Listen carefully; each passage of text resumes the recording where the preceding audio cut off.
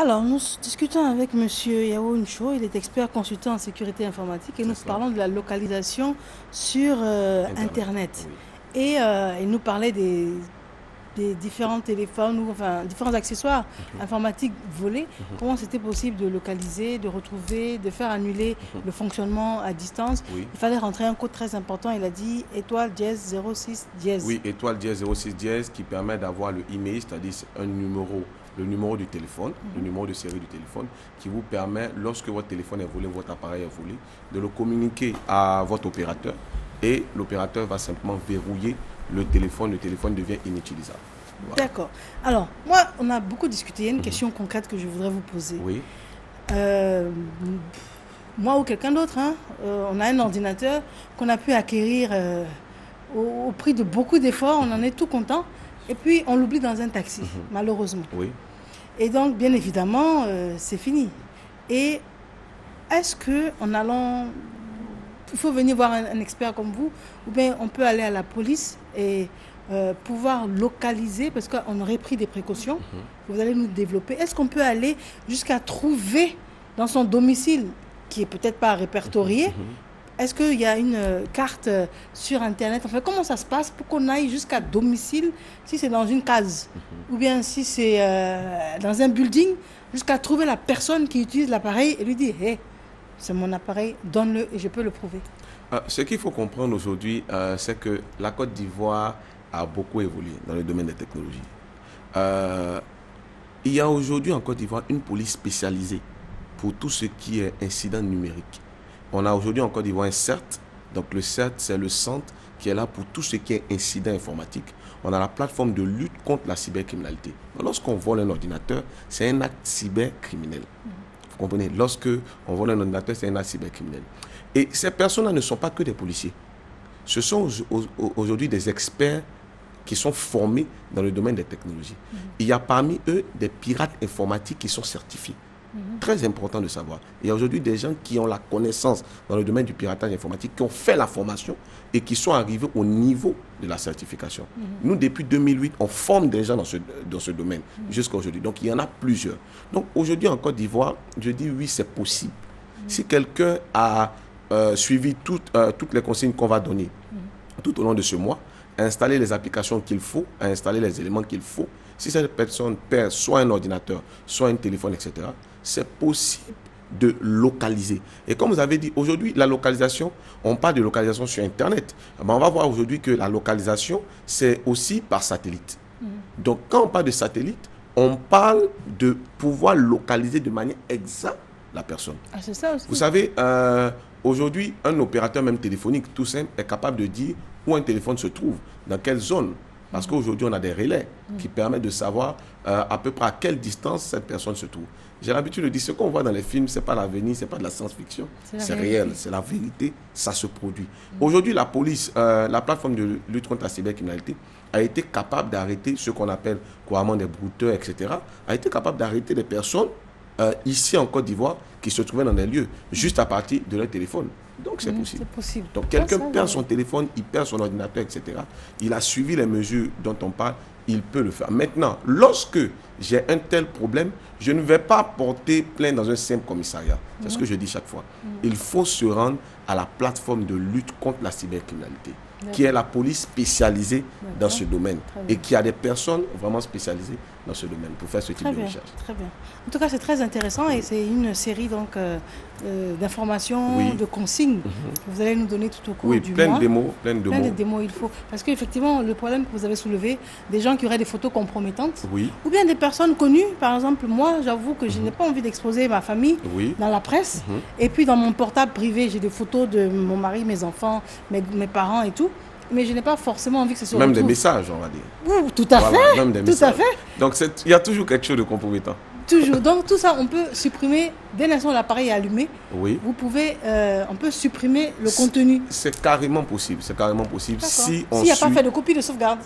S'ils n'ont pas fait de copie de sauvegarde. S'ils n'ont pas fait de copie de sauvegarde, bien sûr. Peut-être qu'on peut supprimer la copie. Ah, ouais, ça doit être possible. Ça doit être possible. D'accord, monsieur Ncho, nous sommes au terme de cet entretien. Vous allez conclure et nous donner un téléphone. Oui, il faut comprendre que, et donc, dans le domaine des technologies, les choses ont évolué, c'est possible. Ceux qui sont encore dans la cybercriminalité, ceux qui sont encore dans le vol, etc., doivent comprendre qu'aujourd'hui, en Côte d'Ivoire, il y a une police qui est spécialisée dans le domaine et il y a beaucoup d'experts. Il y a beaucoup aujourd'hui d'étudiants qui doivent comprendre, qui doivent se former, aller à un niveau supérieur dans le domaine des technologies, arriver jusqu'au niveau de la certification. 08 58 68 23, 08 58 68 23, 23 01 32 60. 23 01 32 60. Merci en tout cas de nous éclairer de la sorte. Oui. Et à la semaine prochaine avec plaisir. Merci bien. Alors, nous avons une transition qui était à la discrétion de Christelle Akoussa qui réalise cette émission. Nous recevons nos invités de la direction commerciale et marketing avant de conclure avec la rubrique qui était intitulée Monde agricole. À tout de suite. Du thé ou du café, à vous de choisir. Des feuilles, de l'eau, du sucre et le thé est servi. Le thé est utilisé sous deux formes. Il y a la taille faite à base de menthe importée et la taille traditionnelle faite avec les feuilles des plantes cultivées sur le plan local et des arômes. Pour le café, on a de la poudre du café ajoutée à de l'eau chauffée à 30 degrés avec du sucre ou sans sucre. La dose du café dépend surtout du consommateur. Il y a fort et puis il y a léger.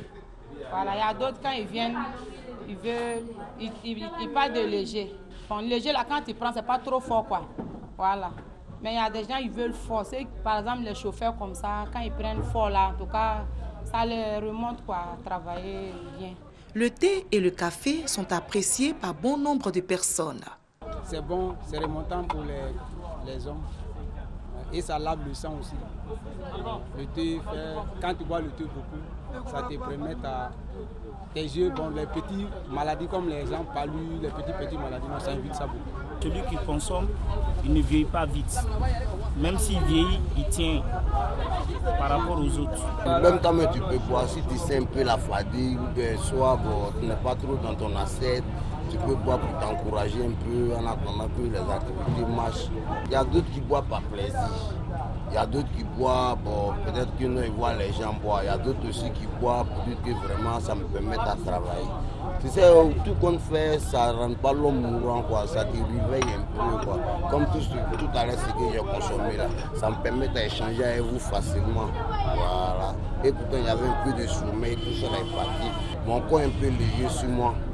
La taille, ou si vous le voulez, le thé et le café, sont considérés comme des remontants par les consommateurs. Mais tous les deux ne sont pas logés à la même enseigne. Le thé me fait du bien. Parce que quand tu prends, vraiment, ça te permet d'être à l'aise. Mais ce qui est sûr, ce n'est pas un incitant comme le café noir. Au niveau du prix, il y a tout de même des similitudes. 100 francs la tasse ou le sachet. Le métier de vente du thé ou du café nourrit son homme.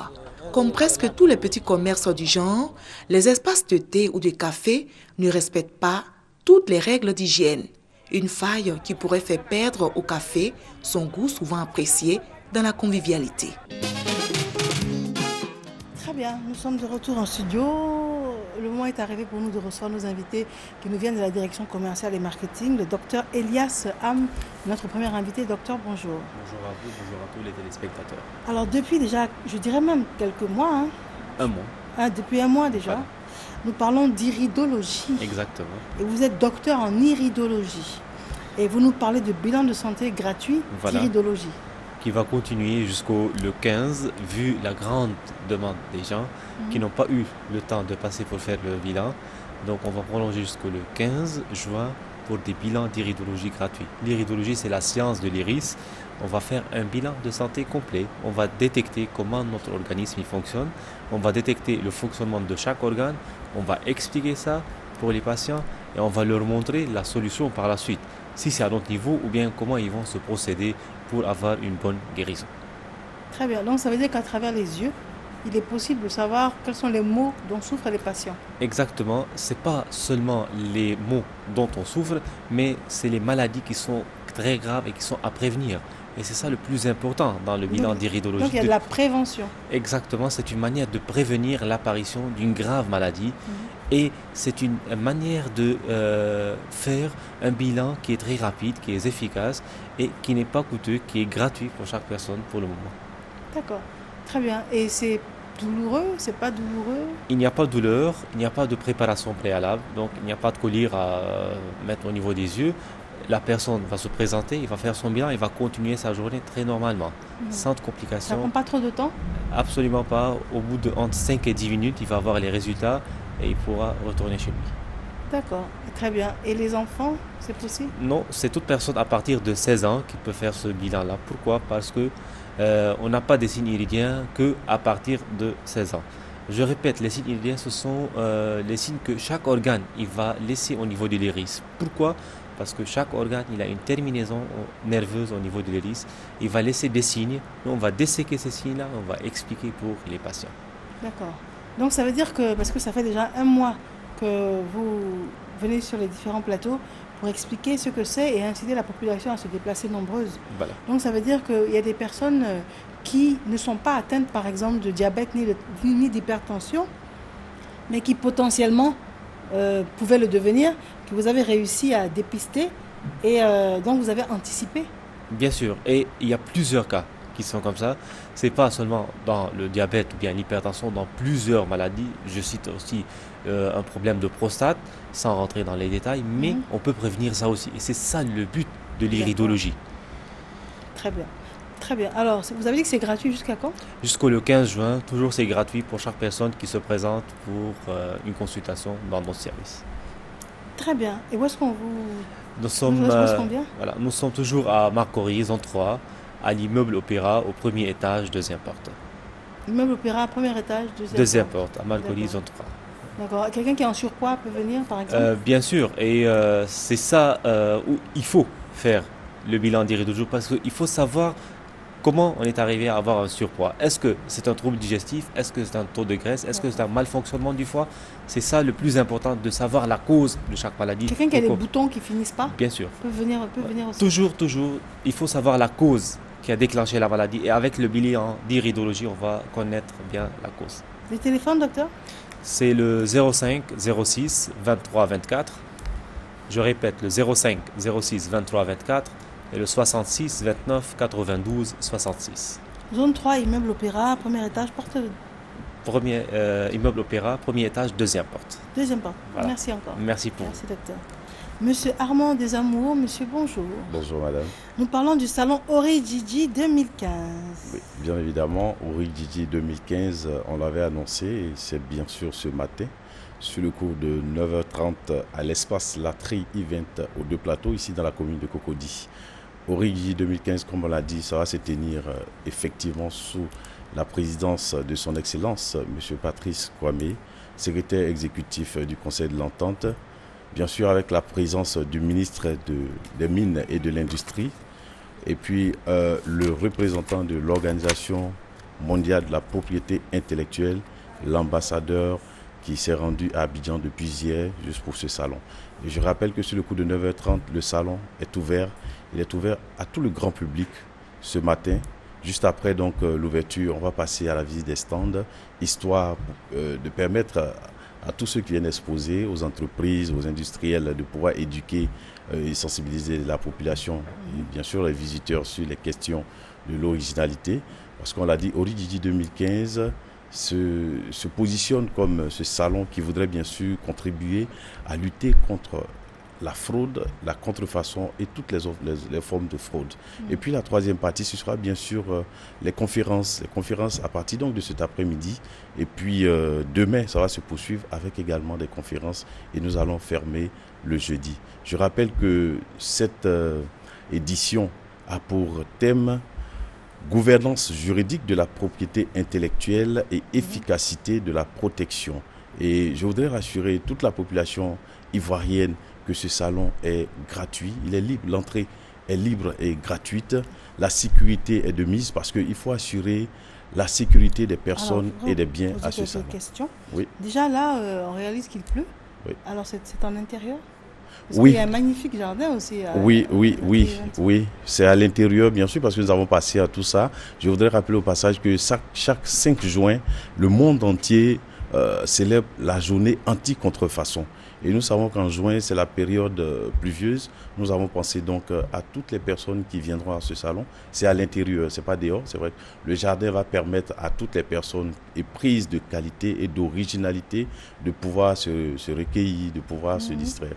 Donc c'est à l'intérieur et nous allons exposer bien sûr avec des industriels qui interviennent dans le domaine de l'agroalimentaire, dans le domaine de l'électricité, de l'eau, de la boisson, de l'audiovisuel.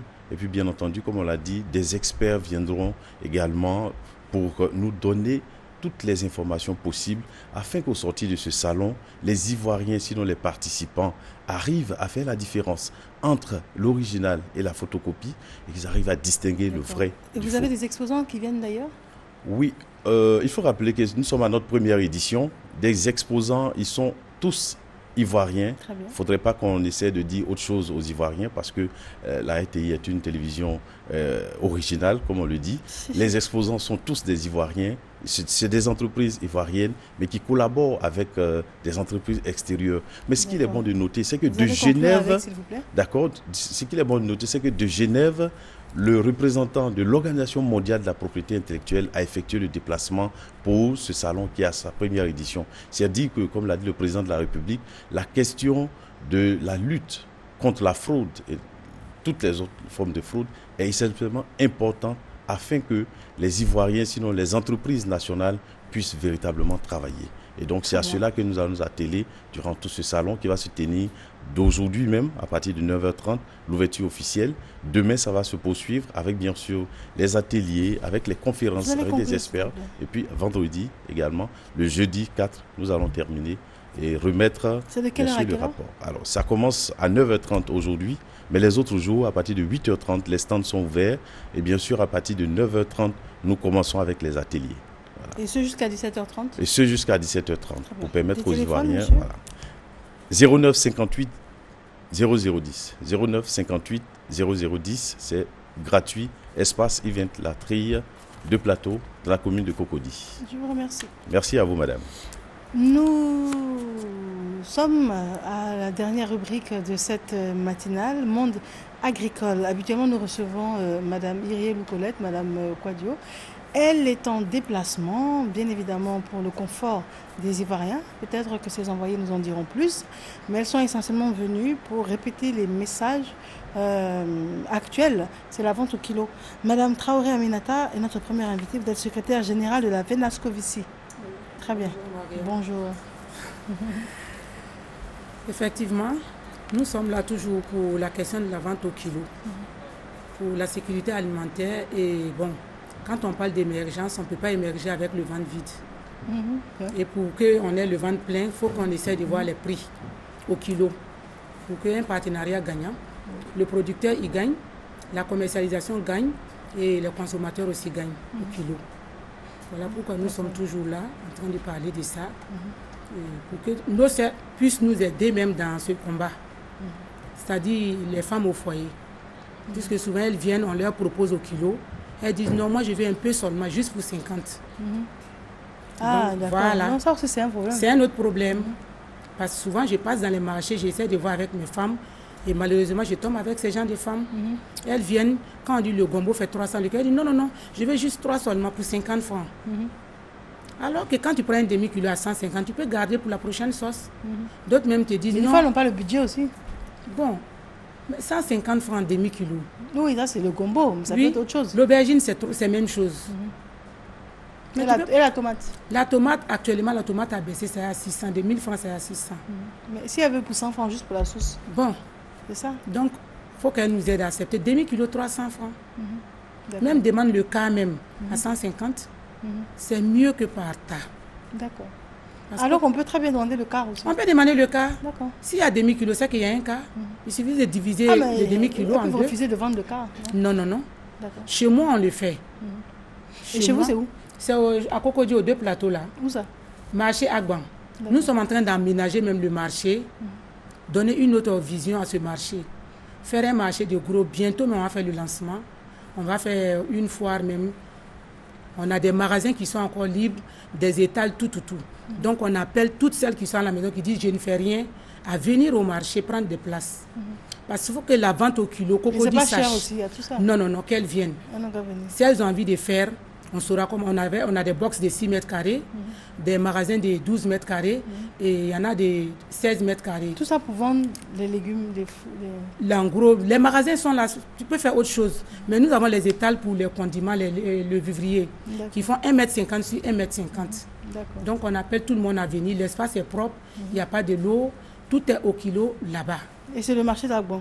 Le marché d'Agbon, 2 plateaux, vers la pharmacie des Grâces, non loin de la rue, comme on appelle Bleu Marine.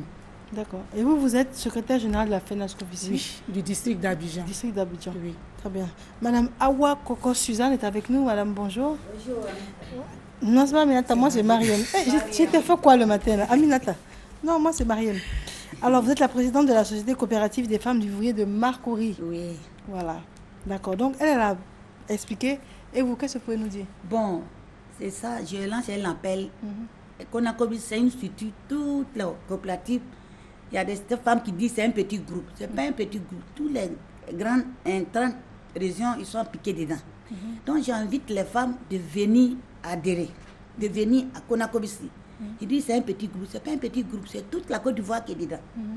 Donc, venez nous aider pour qu'on travaille ensemble. Les femmes, il faut t'aider pour que la main vienne. À Makori, on a eu 80 balances. L'État nous a donné 80 balances. Cadeaux. Les femmes de Makori. Faites sortir les kilos. Pour que l'État nous a donné, pour qu'il peut nous donner moins. Mais il y a des femmes, ils ont pris kilos là pour mettre en bas. L'État nous a donné cadeau, on vous a donné cadeau. Faites sortir. Pour que tout le monde voit que, voilà ce qui l'État a fait, les femmes marché de Makori. Les kilos, on l'a donné cadeau. On a eu 82. Mais pourquoi elles prennent pour garder en bas? Pourquoi? Il ne veut pas faire au kilo. Faire sortir, travailler. Mais pourquoi? Mais est-ce qu'elles ne gagnent pas quand elles font au kilo? Kilo, c'est un peu. Ça vient. Donc, nous descendons chaque vendredi, les gombos viennent. Quand ça vient, vous savez comment les prix est bon. Tout le monde préfère un kilo. Vendredi jusqu'à samedi, dimanche, c'est fini. Je lance l'appel, on est dessus. Un peu, on va faire pour que tout le monde qui nous appelle, ils vont se servir. D'accord. Donc, on va compter sur nous. En tout cas, vraiment, on sent cette détermination, cette volonté que l'Ivoirien ou l'habitant de Côte d'Ivoire puisse bien manger et puis acheter au kilo. Tout le monde y gagne. Voilà. Tout le monde gagne. D'ailleurs, le producteur, tu as un champ de gombo. Tu ne sais même pas combien tu produis par an. C'est-à-dire, tu produis, tu ne sais même pas, tu as produit combien de tonnes. Souvent, tu vas dans les cuvettes, la cuvette est remplie, il te dit 1250. Tu dis, mais diminue un peu, non, 1000 francs. Pas fini, il vend 800. Mais ça fait combien de kilos? Il ne sait pas. Donc, il a travaillé pour quoi? Pour ne rien avoir. Alors que quand nous, on va prix Borchamp, on prend par kilo. Tous nos filets font 30 kilos, le gombo. L'aubergine fait 50 kilos. Donc, quand on arrive, on pèse avec eux. Même si tu dis 100 francs, la cuvette fait 20 kilos. Tu as 2000 francs au lieu de 800 francs. Donc, le producteur, lui, déjà, il sait à combien il a vendu sa production. Quand nous, on vient, on donne au marché par kilo. Celle qui achète, elle sait que mon filet fait 30 kilos. Si je prends à 200 le kilo, en vendant à 300, j'ai 1000 francs, j'ai 3000 francs sur le sac. Donc déjà, avant de te mettre dedans, tu connais ton bénéfice. Oui, mais quand tu vends aussi 2-3 comme ça, tu as plus que 3000 sur le sac. Tu as plus que ça parce que 1 kilo 300, quand tu mets par tas, ça te fait 1200. Donc autant prendre par kilo. Non, je parle de la dame qui revend. Qui revend? Elle, quand elle fait 2-3... Elle gagne plus. Elle gagne plus. Voilà, c'est le problème qu'elle a en fait. Donc il faut que celles qui consomment aussi viennent dire, moi je veux par kilo. Parce qu'une fois que ça fait comme ça, elles seront obligées toutes de faire au kilo. Donc c'est un combat, il faut qu'on fasse ensemble. D'accord. C'est la raison pour laquelle depuis déjà plusieurs semaines, on donne les numéros de téléphone dans les différents marchés. Comme ça, si vous allez dans les marchés et vous trouvez que les femmes ne veulent pas vous vendre au kilo, il y a des téléphones. Mais quand on appelle, on tombe sur qui? Par exemple, à Cocody, quand on appelle, on tombe sur moi. Par exemple, Cocody 2 plateaux, c'est sur vous que je vais tomber. Oui. Donc, je prends un exemple. Je vous appelle. Bon, madame, je voudrais acheter pour 3000 francs. de tout ce dont j'ai besoin pour la semaine. Oui. Parce que du coup, je peux acheter pour le jour, je vais acheter pour la semaine. Donc, si quand je vous appelle, vous me donnez rendez-vous ou bien vous me... Je vous dis, allez au marché, voir telle dame. D'accord. Dès que vous entrez, vous dites son nom net. Et je vais faire même devant le marché, comme on est en train d'aménager. Chaque matin, on va écrire le prix affiché. Ça sera au kilo. Quand tu arrives déjà, tu vois les prix sont affichés au kilo. Donc, quand tu rentres, c'est-à-dire on veut moderniser ça pour que ça soit fait obligatoirement. Donc, il y a différentes communes, il y a différents quartiers. Il y a Cocody, il y a Bobo, Marcory, Yopougon, Adjamé et Trècheville. Oui. Il y a le service commercial également. Le service commercial, c'est pour que les producteurs puissent appeler. Voilà, celles qui ont leur production, qui ne savent pas comment faire. Et on va acheminer ça sur on y va pour les numéros de téléphone. Vous avez Cocody 2 plateaux. Vous appelez le 01 72 22 49. À Bobo 02 10 56 58. Marcory 08 18 03 64. 08 18 03 64. Yopougon 08 33 09 46. 08 33 09 46. Adjamé 07 10 27 92. Le service Adjamé, ok. Maintenant, Trècheville, nous avons le 09 88 60 38. 09 88 60 38. Et puis le service commercial, le 01 15 04 77. 01 15 04 77. Alors, moi, ce que j'ai demandé à la réalisation, c'est que pour la semaine prochaine, on puisse ouvrir la ligne de téléphone pendant que vous allez passer pour savoir est-ce que la population reçoit le message. Quand la population se déplace dans les marchés, est-ce qu'effectivement vous êtes accessible? Est-ce que leur problème est réglé? On va tout faire pour avoir le retour donc des populations. Mesdames, merci d'être venues. Madame Traoré Aminata, secrétaire générale de la FENASCOVICI pour le district d'Abidjan. Et puis Madame Awa Koko Suzanne, présidente de la Société coopérative des femmes du vivrier de Marcory. Mesdames, merci à vous d'être venues. Et puis on attend la présidente avec beaucoup d'impatience. Hein. Vous allez nous donner des nouvelles ou bien elle pour l'émission suivante? Bon. D'accord. C'est toujours dans le même cadre. Quand elle va venir, elle va vous donner le retour. Très bien. Merci en tout cas. Nous sommes au terme de ce magazine. Christelle Akoussa à la réalisation. Merci de nous avoir suivis. On se retrouve demain, s'il plaît à Dieu. Mais d'ici là, vous prenez soin de vous et des autres. Merci.